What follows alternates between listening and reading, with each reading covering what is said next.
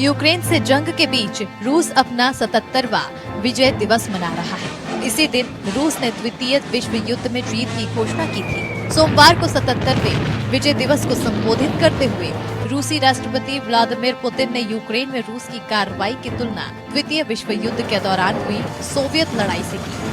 उन्होंने कहा, यूक्रेन में रूस की सैन्य कार्रवाई पश्चिमी देशों की नीतियों के खिलाफ सही समय पर दिया गया उचित जवाब है। रूस यूक्रेन में अपनी मातृभूमि की रक्षा कर रहा है। उन्होंने कहा, ये हमारी जिम्मेदारी है कि हर वो चीज करें जिससे दुनिया में युद्ध फिर दोबारा ना हो।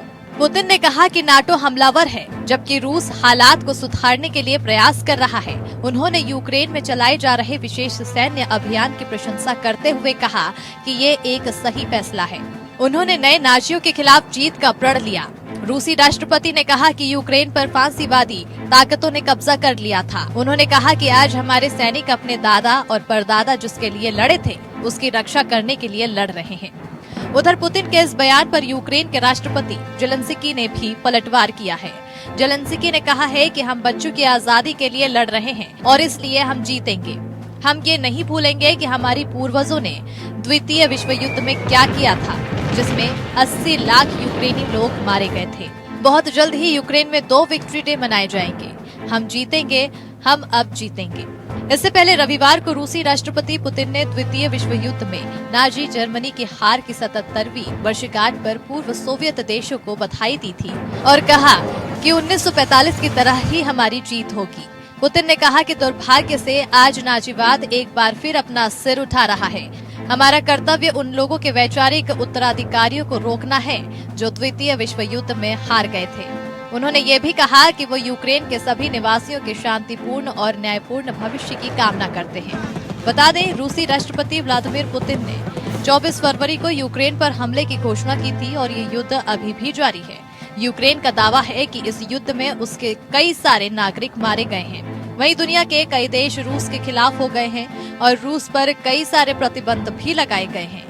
धनी देशों के G7 क्लब ने रविवार को रूसी तेल पर अपनी निर्भरता को समाप्त करने के लिए प्रतिबद्धता जताई। विकसित अर्थव्यवस्थाओं वाले G7 देशों के नेताओं ने रूस से तेल के आयात को चरणबद्ध तरीके से रोकने का रविवार को संकल्प लिया।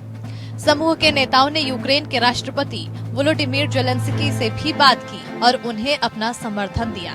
7 देशों के समूह France, Canada, Germany, Italy, Japan, Britain और संयुक्त राज्य अमेरिका ने ये नहीं बताया कि वो कैसे रूसी ऊर्जा पर अपनी निर्भरता खत्म करेंगे, लेकिन रूस की अर्थव्यवस्था को पंगु बनाकर पुतिन पर दबाव बनाने के लिए चल रहे अभियान में ये एक महत्वपूर्ण घटनाक्रम है।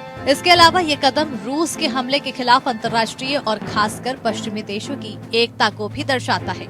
संयुक्त बयान में कहा गया कि हम रूसी ऊर्जा पर अपनी निर्भरता को समाप्त करने के लिए प्रतिबद्ध हैं, जिसमें रूसी तेल के आयात को चरणबद्ध तरीके से प्रतिबंधित करना शामिल है। हम ये सुनिश्चित करेंगे कि हम ऐसा समय पर और व्यवस्थित तरीके से करें। व्हाइट हाउस ने कहा कि ये कदम पुतिन की अर्थव्यवस्था की मुख्य ताकत पर कड़ा प्रहार करेगा और उन्हें अपने युद्ध के लिए जरूरी पैसों की कमी से जूझने पर मजबूर करेगा। नई पाबंदियों के तहत रूस के 3 सबसे बड़े टेलीविजन स्टेशन से पश्चिमी देशों के विज्ञापनों को रोकना, अमेरिकी लेखों और परामर्श फर्म को किसी भी रूसी को सेवाएं प्रदान करने से प्रतिबंधित करना और रूस के औद्योगिक क्षेत्र पर अतिरिक्त प्रतिबंध लगाना शामिल है। व्हाइट हाउस ने 9 मई के विजय दिवस से पहले नए प्रतिबंधों की घोषणा की, जब रूस 1945 में नाजी जर्मनी की हार का जश्न विशाल सैन्य परेड के साथ मना रहा है। Bureau report, APN।